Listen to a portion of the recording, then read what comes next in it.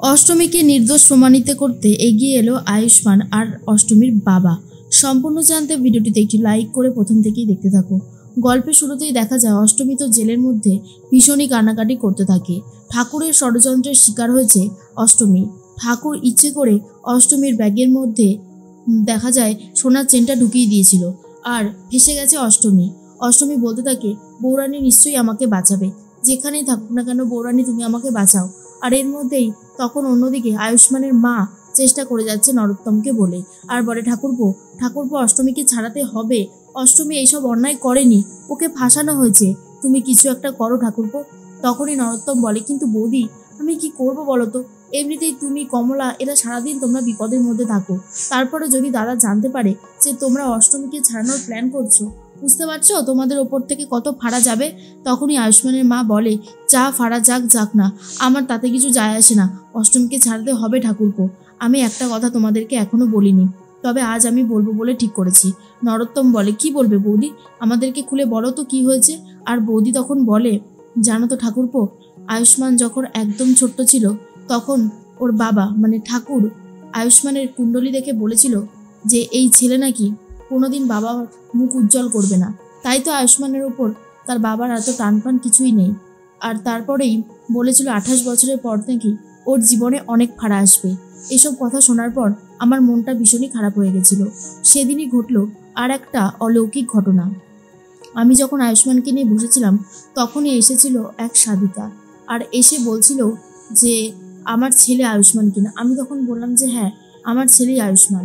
আর সেই সাধিকা বলেছিল আয়ুষ্মানের বিপদের কথা, আর এটাও বলেছিল যেদিনকার পৃথিবী আর মঙ্গল একই সরলরেখায় উপস্থিত হবে সেদিনকার এক নারীর জন্ম হবে, আর সেই নারী তোমার ছেলেকে বিপদের হাত থেকে বাঁচাবে। আর ঠিক তেমনটাই হয়েছিল। ঠাকুর যেদিনকার মানে ভরে পড়েছিল বৌরানী, ঠিক সেদিনকারই না আয়ুষ্মান জঙ্গলে বিপদে পড়েছিল, আর আয়ুষ্মানকে বাঁচিয়েছিল অষ্টমী। আমি বুঝতে পেরে গেছি অষ্টমী হলো সেই মেয়ে যে আয়ুষ্মানকে বাঁচাবে। অষ্টমীকে ছাড়ানোটা দরকার, শুধু আয়ুষ্মানকে বাঁচাবে বলে বলছি না, অষ্টমী চুরিটা করেনি ঠাকুরপো, তাহলে কেন অষ্টমী এত কষ্ট সহ্য করবে। তখনই নরোত্তম বলে, ঠিক আছে বৌদি, আমি কি করব বুঝতে পারছি না। অন্যদিকে ইরা তখন বলে, হ্যাঁ আমিও বুঝতে পারছি না কাকা, কিছু তো একটা করতেই হবে। আর তখন অন্যদিকে আয়ুষ্মানও ভাবছে কি করে অষ্টমীকে জেল থেকে মুক্তি দেওয়া যায়। যেভাবে বাবা অন্যায় করেছে ওর সাথে, এই অন্যায়টা করার কোনো প্রশ্নই ছিল না, কিন্তু আমি কি করতে পারি। ইরা তখন বলে, আচ্ছা অষ্টমীর বাবা মাকে একবার খবর দিলে হয় না। তখনই কাকা বলে, একদম ঠিক কথা বলেছিস, ওর বাবা মাকে এখানে আসতে বলতে হবে, ফোন কর, ওর বাবা মা যেন এক্ষুনি আসে। এরপর ইরা ফোন করেছে। অন্যদিকে অষ্টমী তো ভীষণই কান্নাকাটি করতে থাকে। তখনই চলে এসেছে অষ্টমীর বাবা আর মা, আর বলে, এ কি আমার মেয়ে এখানে কেন, কি করেছে ও। অফিসার বলে, আপনার মেয়ে ঠাকুর বাড়ির বৌরানীর গলার থেকে সোনার হার চুরি করেছিল। আর তখন অষ্টমীর বাবা বলে, অসম্ভব, আমার মেয়ে কখনো এই রকমের কাজ করতে পারে না, আপনাদের কোথাও একটা ভুল হচ্ছে অফিসার। অফিসার তখন বলে, আজ্ঞে না, আমাদের কোনো ভুল হচ্ছে না, আমরা যা বলছি তা একদম অক্ষরে অক্ষরে সত্যি, কারণ প্রমাণটা আমরা নিজের চোখেই দেখেছি। এরপরে অষ্টমী কাঁদতে থাকে আর বলে, বিশ্বাস করো মা, বিশ্বাস করো বাবা, আমি এসব কিছু করিনি।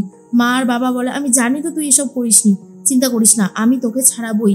এরপর পুলিশ বলে, ঠিক আছে, কালকে ওকে কোর্টে তোলা হবে, তারপর কালকে একটা ভালো উকিল দেখে ওকে ছাড়িয়ে নিয়ে যাবেন, এখন আসুন আপনারা। অষ্টমীর বাবা মা তো চলে যায়।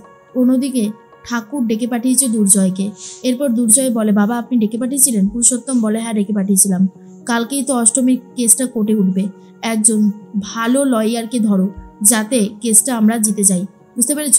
দুর্জয় তখন বলে, ঠিকই বলেছেন বাবা, আপনি চিন্তা করবেন না, সমস্ত ব্যবস্থা আমি করব, অষ্টমীর যাতে উচিত শিক্ষা হয় সেই শিক্ষা দেওয়ার ব্যবস্থাটা আমি করব, আর কোনো ভুলচুক হবে না।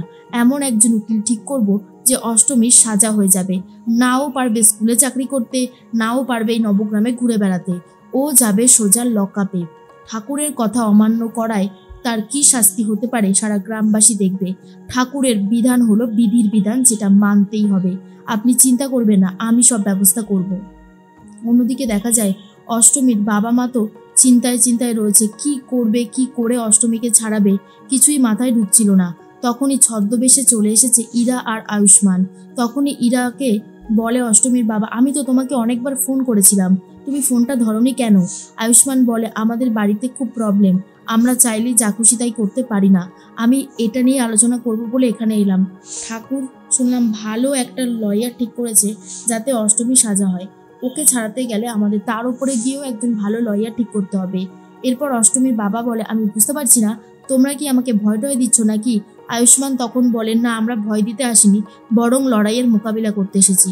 আমি আছি, ইরা আছে, আপনারা আছেন, আমরা সবাই মিলে অষ্টমীকে ছাড়াবো। আমরা ওকে নির্দোষ প্রমাণিত করে বেকসুর খালাস করে ফিরিয়ে নিয়ে আসবো। আর দেখুন, ওর যদি একবার জেল হয়ে যায় না, ওর চাকরি তো যাবেই, ওর 8-9 বছর কমসে কম জেল হয়ে যাবে। সেই জন্যই বলছি, আমাদেরকে কিন্তু ভালো একজন লয়ার ঠিক করতে হবে যে এই কেসটা লড়বে। অন্যদিকে অষ্টমী জেলের মধ্যেই ভীষণই কান্নাকাটি করতে থাকে আর বলে, আমি তো অন্যায় করিনি, তাহলে আমি কেন শাস্তি পেলাম? আমি তো বৌরানীর হাড় চুরি করিনি, সেটা তো আমি জানি। বৌরানী এরপরেই ভাবতে থাকে বৌরানী কি তাকে বাঁচাবে। সে মনে মনে বিশ্বাস করে বৌরানী ঠিক বাঁচাবে অষ্টমীকে।